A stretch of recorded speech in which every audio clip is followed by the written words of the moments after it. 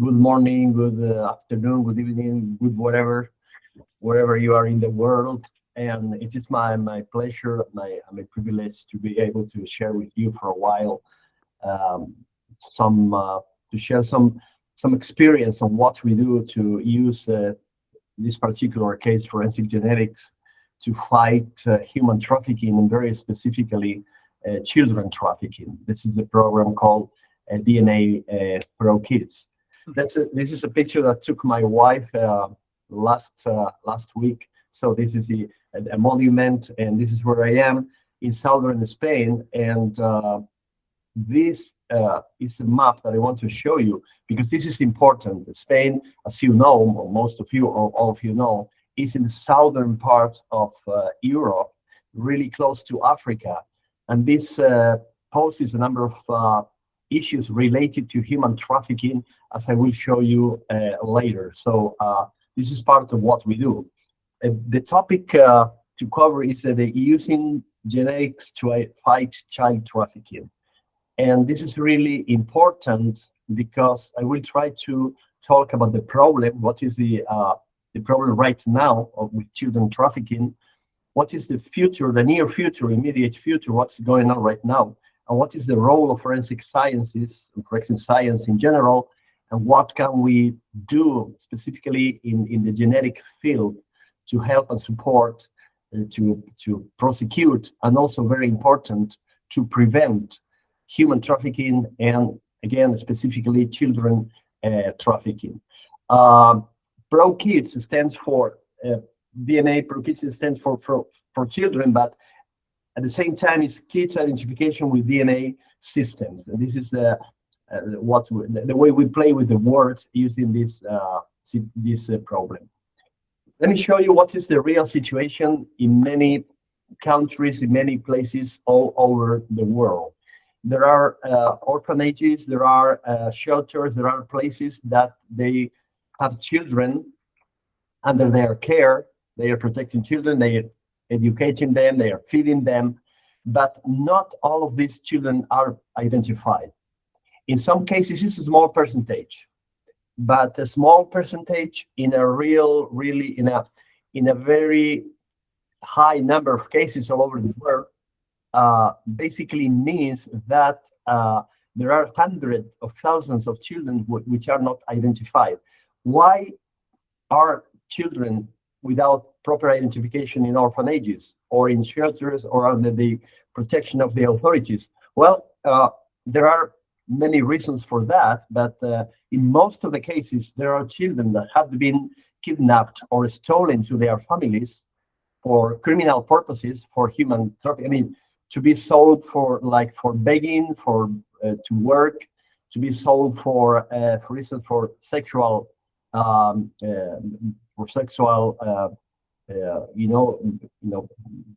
crimes. Of course, they are related to crimes.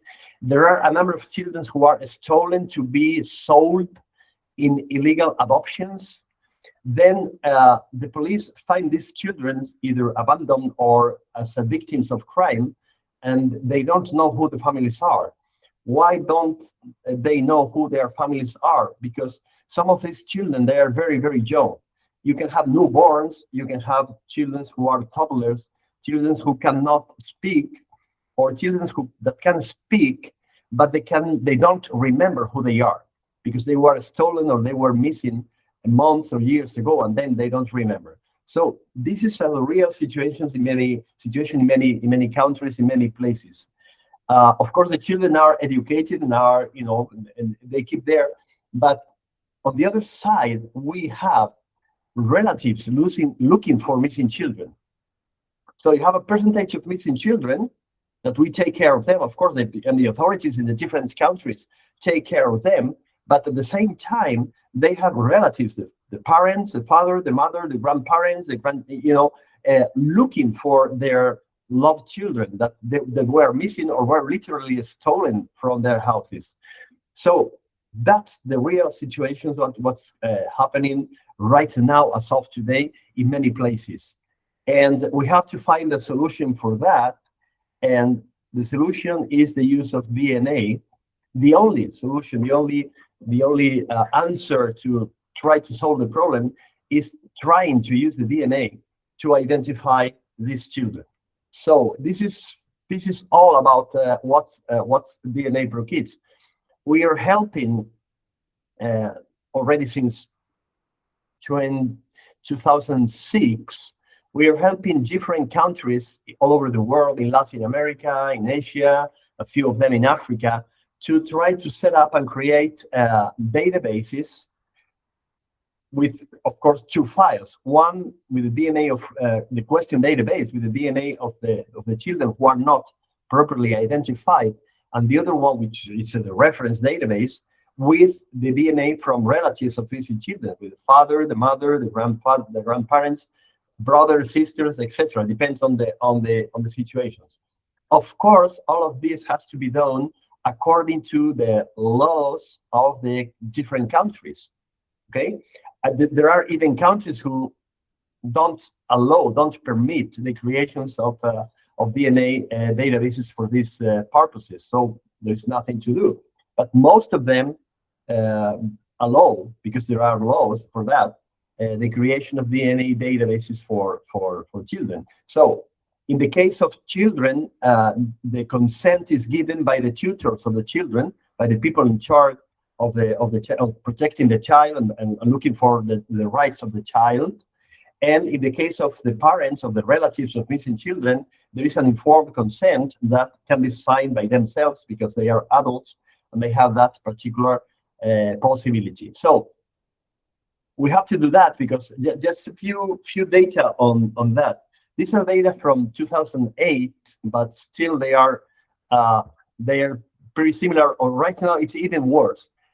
These are official data from the UNODC, so from the United Nations, the Office on Drugs and Crime. There is an estimation that 1.2 million children are trafficked each year. Okay, 1.2 children victims of trafficking. They are abused. This is a huge problem. Let me tell you something. Children at the UNICEF, at the UN level, it's anyone under 18 years old. If you look at this data, 1.2 million children, you will, if you look carefully, you will find out that most of these children, most of them are children because they are under 18, but their ages ranges between 13 and 18 years, and most of them are women, are girls. Why are most of them girls ranging between 13 to 18 years? Easy to imagine, and it's sadly, but out of these 1.2 million children, there are an estimation of 200,000 children that are under the age of 3 years old. They're really very young children who are trafficked for many different reasons that I will show you. And this is, for instance, this is a statement from the United Nations, from the UNODC, this Office on Drugs and Crime that I was showing you before, which is based in Vienna, in Austria. The global trafficking of children for illegal adoptions, prostitution, semi-slavery work, child soldiers, crime, and similar circumstances. It's a serious international problem. So children are trafficked because of all this, and there's a huge business behind that. So first thought, we are fighting a real problem, but the human trafficking, whenever we try to fight human trafficking, we are trying to fight organized crime, mafias who has a lot of money, who has a lot of power, and it's very difficult. Dealing with organized crime, it's really difficult, but we have to do something from the scientific point of view, from the science, from the end of the science, to try to fight and to prevent. What facilitates child trafficking? You have there the lack of appropriate identification and the difficult, or it's even impossible, to track the origin of a child unless you use DNA. Let me tell you, it is so, and allow me to do that, so easy to take a child, steal a child has been stolen, and then you go to wherever and you fake a document stating that this is your son or your daughter, and this automatically, this child who has been stolen from a family becomes your son or your daughter. And could be there is corruption. Sorry, there is doctors. I am a doctor. It's very sad to say, but in some situations there are doctors involved. There are police officers. There are government officials that will fake any kind of document, so the identity of the child will change, because you will automatically become the father or the mother or the grandfather or grandmother or whatever of a missing child. So that's the situation. This is a reality, and these are news from many different places and countries in the world. These are in Spanish, babies on sale. This is from Mexico, migrant children. There are 42 persons accused of having killed an Ecuadorian girl. This is from Nepal. I mean, this is in Spanish, but on the left side you have the English translation. Nepal bans unaccompanied minors from traveling alone because to avoid children trafficking. So these are routes of migrations. These are routes of the largest migration of people, usually from the south to the north. There are many other ones, of course. These are the main ones, and this is, most of them are illegal migrants. This is what we call in some countries like human smuggling, but human traffickers use these routes to traffic with children and to traffic with adults, because there are here, for instance, from Central America going all the way to the north to Mexico, trying to reach the US. There are thousands of people trying to do that. It is very easy to hide victims of trafficking among these people that voluntarily want to go to the US. Of course, it also happens in South America. It's not registered here. It's not shown here. And it happens in Africa, and it happens in Asia. Before that, I remember that I showed you a picture from Spain. This is Spain. Actually, I mean, pretty much in the south of Spain, really close to the ocean, to the Mediterranean, to the Strait of Gibraltar. We have a lot of pressure from migrants that wanted to enter into Spain, because once you are in Spain, you are inside the European Union. We call that the Schengen Treaty. I mean, you can move from Spain to Portugal to France to Germany without no control. It's as if you were in the US and changing just from one state to the other one. You don't need to show any documents. So these are situations of high risk. Okay, this is a closer picture to the migration routes in Europe. Granada is right here between Malaga, which is in the south, and Almeria, which is in a little bit to the east. The Strait of Gibraltar is really close. These are routes where people try to enter into Europe through Spain.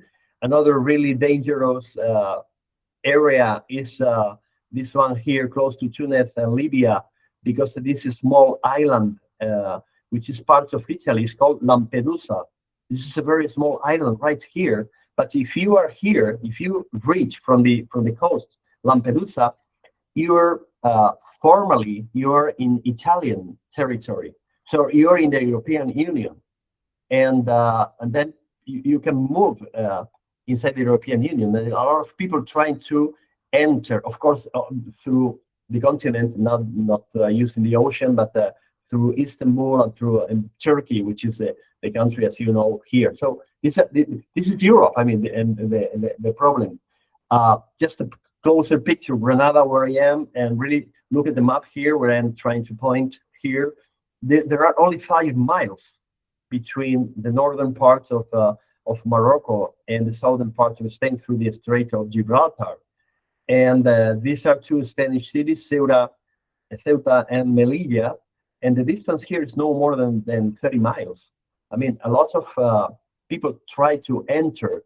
And among those adults that voluntarily want to enter into Europe through Spain in this particular case, there are children and there are other people who are victims of trafficking. So we're really facing a real issue. Not to tell you about what's going on in although it's now there are not that much pressure right now, but there's still a lot of people trying to move through the whole Central America. There are 6 countries over here: Panama, Costa Rica, Nicaragua, Honduras, Guatemala, El Salvador, and then all the way through Mexico, trying to go to the north, basically to the state of Texas or to other states like New Mexico or Arizona or even California.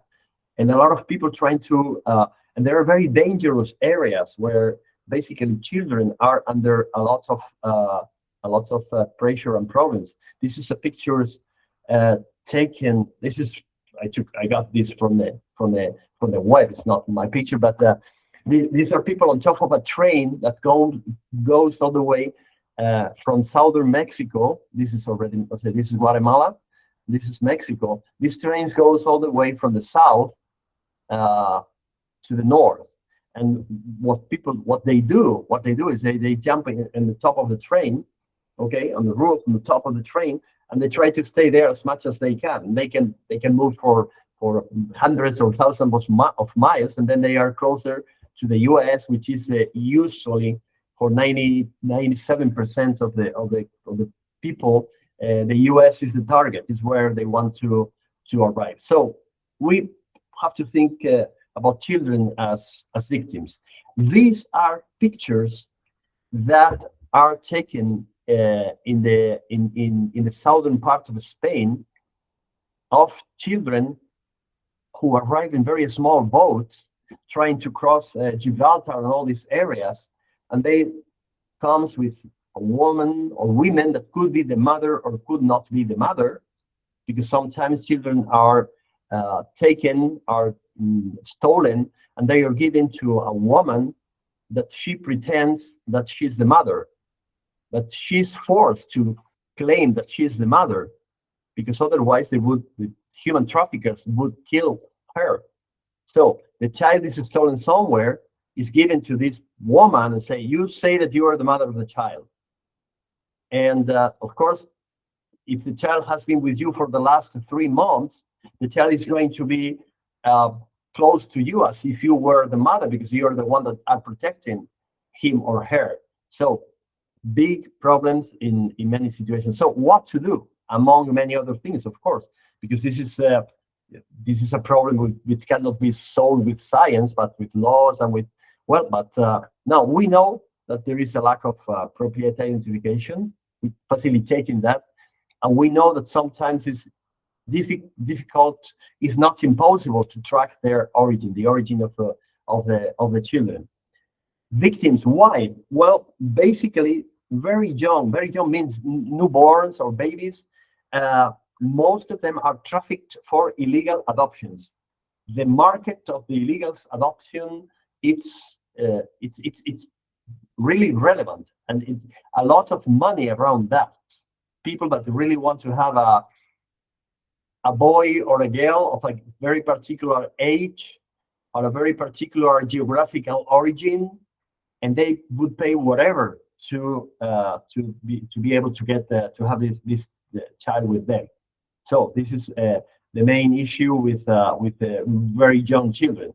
When the children are a little bit older, let's say over 3 years old, they are victims. They are stolen. They are trafficked for adoptions. It's not most of the adopted child are under 3 years old, but there are some other people that could that are willing to adopt a child who is already a little bit older, 3-4 years old, some of them, but for all kind of exploitation, labor exploitation, sexual exploitation, for begging, for crime, for children soldiers, for many other things. Well, what can we do from science? This is kind of tough word or sentence, but we should try to use science to make, through the police, through law enforcement, life difficult to criminals, or more difficult to criminals. We have to use, that's what I think at least, We have to use all the available technologies to fight children trafficking and human trafficking, and we have to set the basis for future strategies. We have to use the science as much as we can.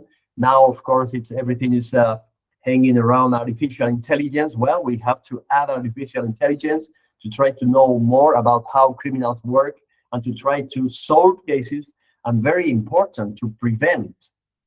The good thing with DNA Pro Kids is that we can prevent a number of cases of children trafficking, as I will show you a little bit later. Okay, so why DNA? Some people say, why DNA? Well, you cannot use pictures or fingerprints or whatever.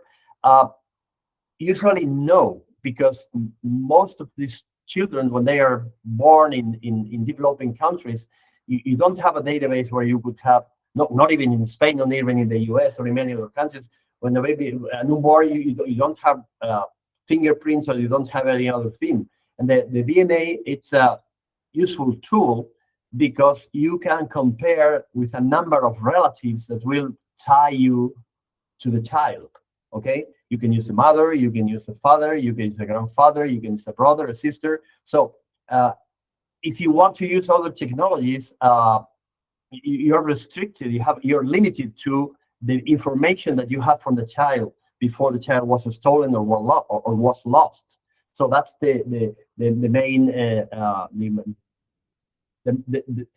the most important issue with DNA is that you can use different relatives to approach and to identify the child. Okay,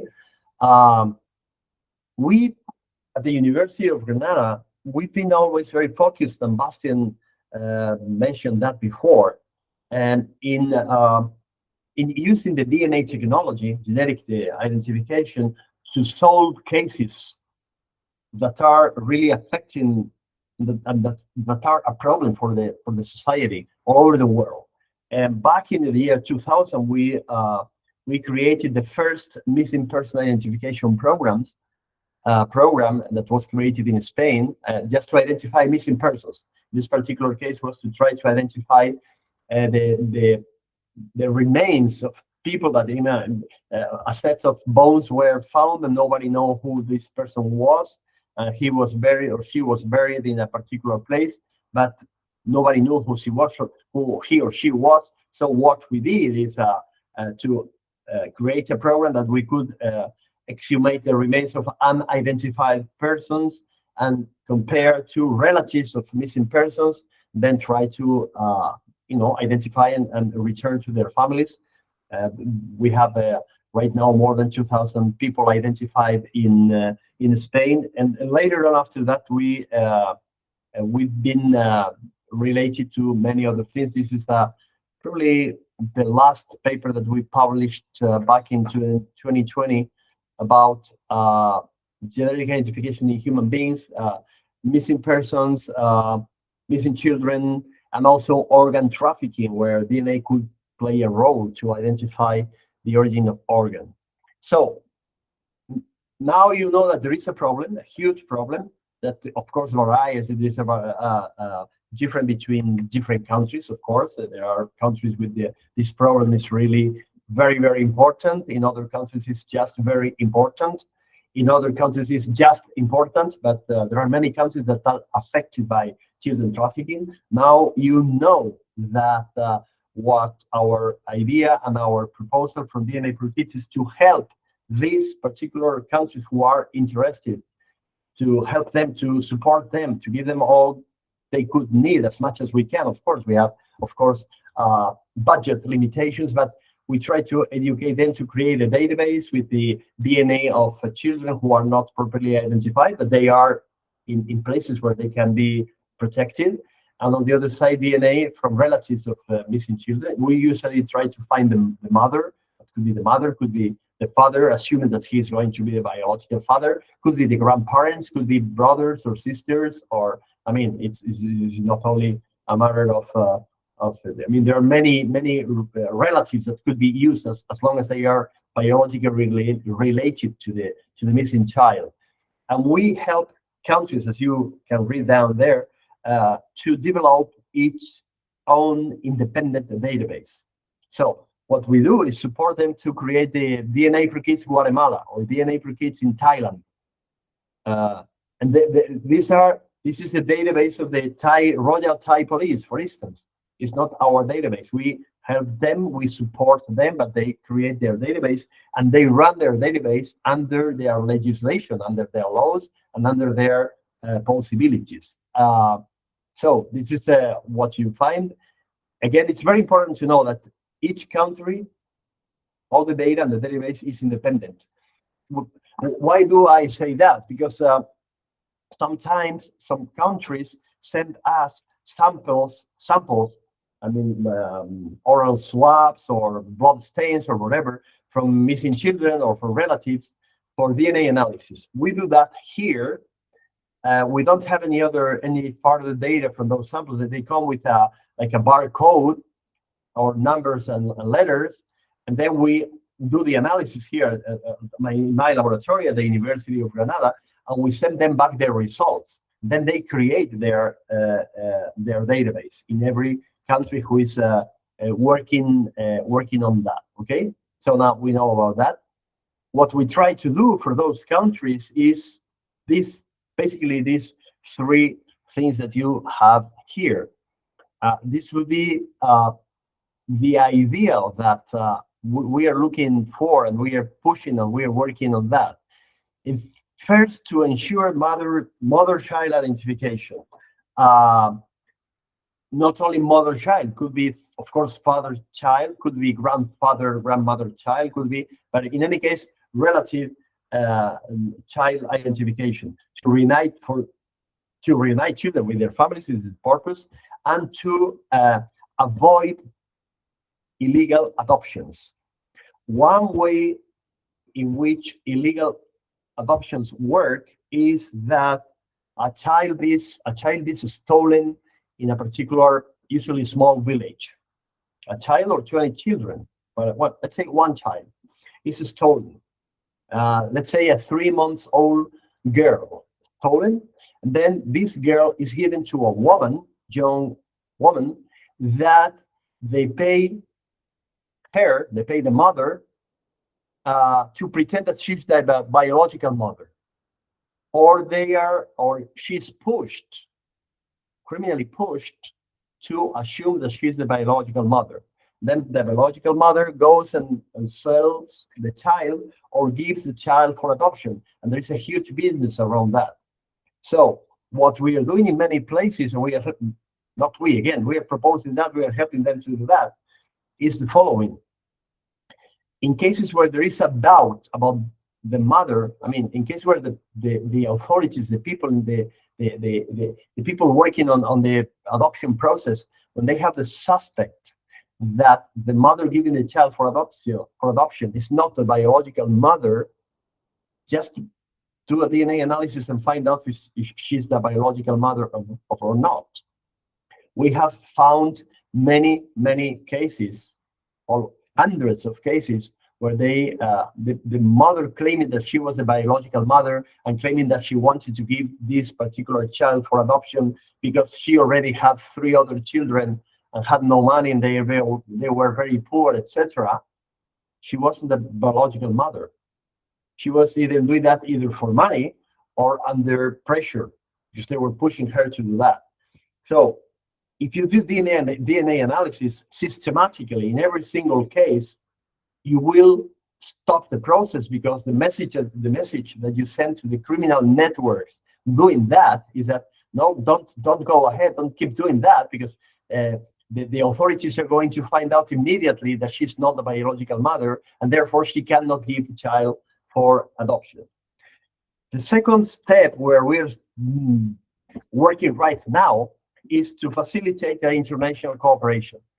Remember, as in many other things, the database, whatever database, is a one country database, okay? And then we have to try to facilitate the cooperation to share data and to compare data between different countries. And this is not a technical problem, because those of you who are listening to me right now, or those of you who will be listening to me in weeks or years from now, you know that the technology right now, database technology and computer science and everything, it is actually very easy to compare DNA profiles. The main limitations are legal limitations. The laws don't allow to share data between different countries in many countries. So we are working on that to try to facilitate, because of course, as you can imagine, remember that we were talking about Central America. In Central America, south of Mexico, I mean, the southern parts of Mexico, and then the 6 countries in Central America, plus Colombia and Ecuador, who are really close to that. There are you have there 9 or 10 countries, really small ones, where children are moved from one country to the other one. So if a child from Guatemala ends up in El Salvador, and you have the data, the DNA profile of the child in El Salvador, but he or she is from Guatemala, and then the DNA from the parents looking at the child is in Guatemala, and you don't compare, you don't share this data between these neighbor countries, you will never identify the child. And so sometimes can be done, but we're looking for a process where this could be done very every single day. Like right now, for instance, in Europe, the countries who belong to the Treaty of Prüm, they can share the data, looking for data for fingerprints, DNA profiles in criminal cases, and also in cases of missing persons. So every single at midnight at 12 p.m., the Spanish police, for instance, sends DNA profiles of missing persons, of relatives of missing persons, of course also related to criminal cases, to a number of other databases from the police in Germany, from the police in France, from the police in Italy, and of course they find matches, because a person who committed a crime, who was a rapist in northern Germany, in Hamburg, could be living in southern Spain. And if he has been arrested in southern Spain, once we have the profile in Spain, we can share with the profile in Germany, as long as you can do that very easily. So it's not that easy. We in Europe, in the large extent, we have solved the problems. In other federal countries, it's also easy, but some other times in many other places, basically in those countries where this problem of missing persons and missing children is a very important problem, in those cases it's not that easy because of the laws, because of the legislation. There are no laws that allow that. And of course, in the future and for the future, we would push, and we would work for that to, as I say in the point number 3, request genetic identification in all cases of risks. I mean, in every single case where, because of a natural disaster, forced migration, whatever, whenever you have an adopted child, etc., if there is a minimum doubt that there could be victims of trafficking, children victims of trafficking, you should request, and you should be able to provide genetic identification, because this is the spot that the criminal networks, the human traffickers find to traffic with children. They take, as I told you at the very beginning, they take a child, they give to someone, you just say that you're the father, and then you have here a document that it's very easy to fake a document just stating that you're the father of this child. And this is what happens right now. And then we have a lot of in many countries, in many regions in the world, we have a lot of migrations due to natural disasters, due to wars, due to many other economical problems, very poor countries, that people trying to look for a better life in other more developed countries. And this is the problem for children trafficking. So what we do for those countries is that we have at the University of Granada, which is the 3rd largest public university in Spain, public and private, because we have private universities, but they are much smaller than the public ones. So we work for the University of Granada. We have a DNA Pro Kids Foundations, we try to raise money, and then what we do is we sign MOUs, memorandums of understanding, with different countries, and help them to develop as much as they can their databases. We have supported from the Spanish National Medical Council, from our university, from the Spanish government, and from the Return Foundation in the Return Foundation, and from a company in Mexico. We have also donations from other companies and from other foundations.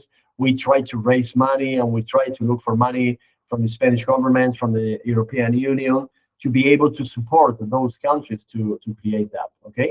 So what we do is we go to different countries, and we provide, I'll show you some pictures right now, which is much nicer than these letters and these paragraphs here. We provide many countries with kits to collect biological samples. We do DNA analysis for free to those countries in case they don't have the facilities, or they don't have the budget to do DNA analysis. There are most of the countries right now all over the world, they have a DNA lab, they have a genetic lab.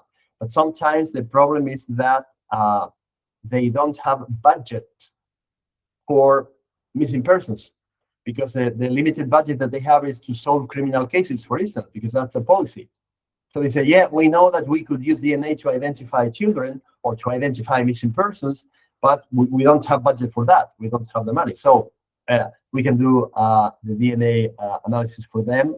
We can provide them, or try to provide them, with software like Emphasis, for instance, to identify missing children. This is the Emphasis. Is the mass fatality. Is most of you, or some of you at least, know this. That's a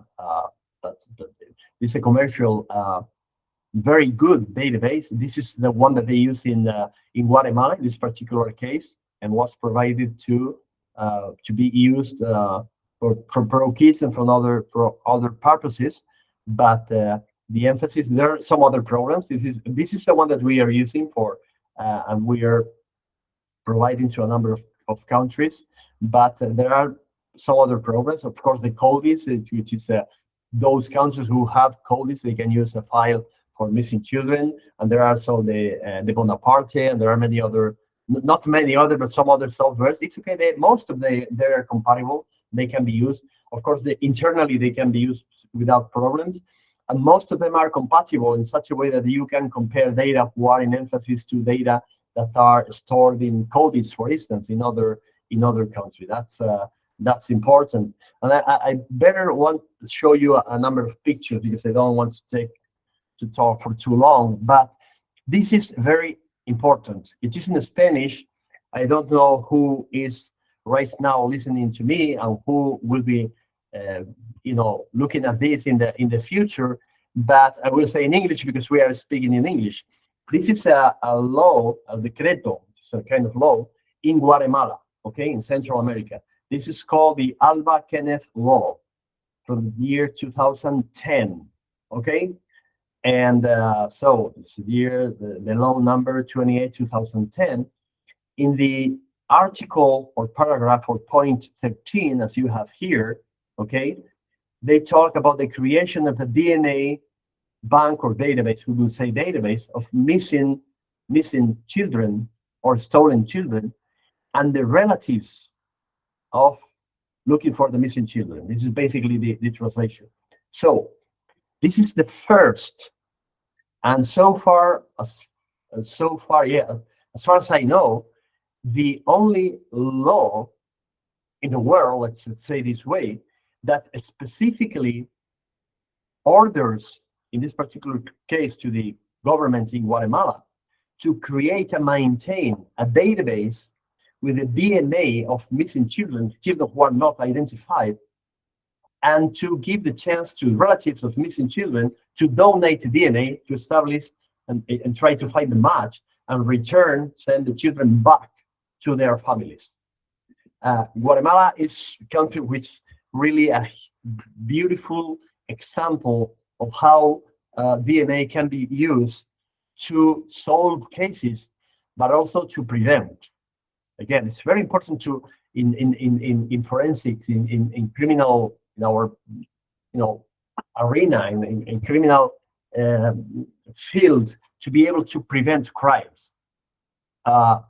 Guatemala is sending a very clear message to all the criminal networks related to children trafficking, which is human trafficking, and some of them children trafficking. And the problem is every single child that is going to be given for adoption, it's going to be moving from one country to the other one, we will perform DNA analysis to make sure that it is your son or your daughter or your child. I mean, whatever. It is not that you come with a document that, again, can be very easily faked, because they are faked even by professionals, by corrupt police, law enforcement, by corrupt doctors, by people who are in the administration. But whenever there is a doubt, you can do DNA analysis and really find out if this is a biological child or not a biological child. This is a kit that we developed at the very beginning, that we give. Actually, this is a kit especially developed for Guatemala. This is Guatemalan flag. This is for Mexico. We have for some different countries. Inside the kit is a place to collect information from the person, and I mean, giving the biological sample and the swab, whatever the kind of swab. And we were using for a long time this body DNA collector, works pretty good. And this so this is a collection card. This is a sample with in this particular case, in the top is for data from, in case you collect samples from a child, missing child, unidentified child. And this is from in case you have a family reference. This is just to give you another example. All the files are always in English, because kind of not. It's a universal language right now, and so it is always in English. But this particular one is in Thai. It's made by the Royal Thai Police in Thailand. So these are Thai characters. I have no idea what they mean, but should mean child collection, child sample collection card. Okay. So every country, in case they don't are fluent with English, they use to translate to their. Okay, this is from Thailand flag, the Thai flag. Okay. So are there any results? Yes, of course. So far, we have. I mean, I know that in the different countries there are a number of samples. In the 8 countries which are working the most involved countries, so far means by the end of last year, by the end of 2025, which was last year, they have more than. This is a mathematical sign. More than, right? As you know, it's not just a sign. It's more than 24,700 samples. There were more than 3,800 positive identifications. It basically means children that were not identified, children that after the use of DNA analysis were tied to their families, they were confirmed and they were sent back to their families. And there are more than 280 illegal adoptions detected. What it means? It basically means that there are, I told you before, children that were going to be given for adoption by a woman, usually pretending that she is the biological mother and she wants to voluntarily give the child for adoption. And then they find out that she's not the biological mother. And again, she was doing that either under pressure or for money. I mean, I give you $1,000, you take this child, you say that this child is your child and you want to give that for adoption. So these are data that I ask the countries who are working and that we are supporting, we were supporting, I ask them to send me this data. How many samples did you analyze? How many positive identifications? And I add all of them and put them together in an Excel file, and I get this kind of results, which is really and really nice and important results. This is from activities that we've been doing in different countries, like in Indonesia. I mean, people from the media that were talking to me in different, to me as the director of the program, not that I do everything, the New York Times, the Indian Times. In India, for instance, there is a huge problem in India because India is speaking in America, and it's 1.3 billion people. In Spain, we would say 1,300 million persons. I mean, 1,300. A lot of people. Look at this. 13 children are missing in India every year. 13 lakh, which is 13,000 children every year, accumulating. Missing. Look at this down here. Missing, traced. Most of the children who are missing, not stolen. Most of the children who are missing are found immediately. Immediately means soon. But children who are stolen, usually they are not found unless the police have some clues or have some, and then they are abused. And the police could find a child under abuse and the sexual abused, or could find a child who is working or begging in the streets. And then, but who is this child? He's a 2-year-old child who's been begging with an adult for 1 year, and the child can barely speak.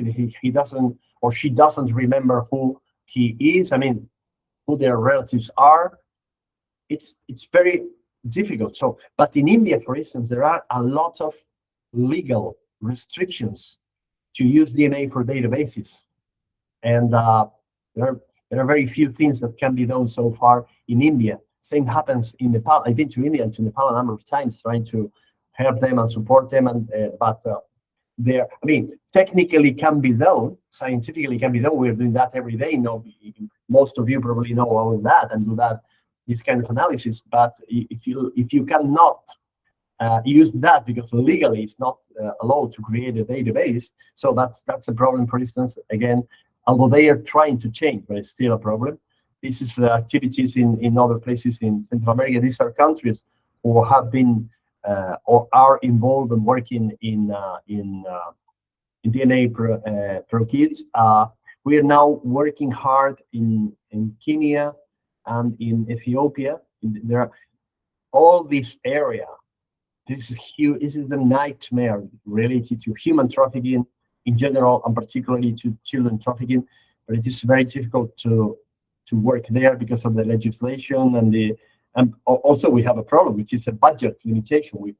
We don't have enough money to support it, despite we have people, donors, as I showed you before. Here they are again. But DNA analysis, training, maintaining databases, and collecting samples, and it takes a lot of money. This is one of my visits. This was 2 years ago to the Royal Thai Police. The Royal Thai Police, they have a Thailand DNA Pro Kids Center, and this is a picture taken. It's a very kind of old picture because Thailand was one of the first countries joining DNA Pro Kids through the Royal Thai Police. This picture is, as far as I remember, from the year 2010 or 2011. They've been doing a huge, very nice work. A lot of children identified and sent back to their families. This is very nice. This is a Thailand DNA Pro Kids Center with one of my recent visits there. And this is part of the team. This is high rank officers of the General Mutama. This is now General Bate and Colonel Pla. So this is people, it's a captain of the, so this is the DNA Pro Kids in Thailand. Thailand is an example for Asia. Guatemala is an example in Latin America. There are many other countries involved, and I really think it's worth to do this. It's worth to use the technology and the science that we know how to do that, to support the families and to support the children to avoid and to prevent crime. That's really very important and very nice. So basically, that's all. Thank you so much. Muchas gracias, as we say in Spanish. Vielen Dank for Bastian. And it's been my pleasure and a privilege to talk to you, although I cannot see you. Some of you I can see in some pictures here in the screen. But in any case, here you have my email at the university, J. Lorente from José Lorente. I am José.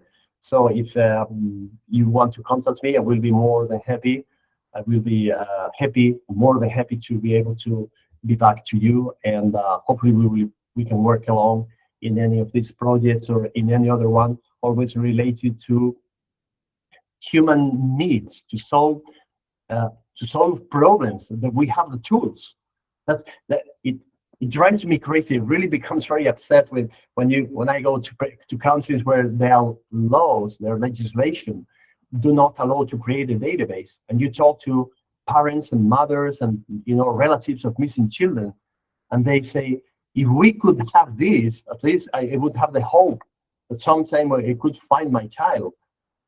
And it's disgusting, it's stressing, because we have the tools, we have the technology, but if there is no legislation, we cannot do that anything. But we got to keep a good work. And thank you again. Thank you so much.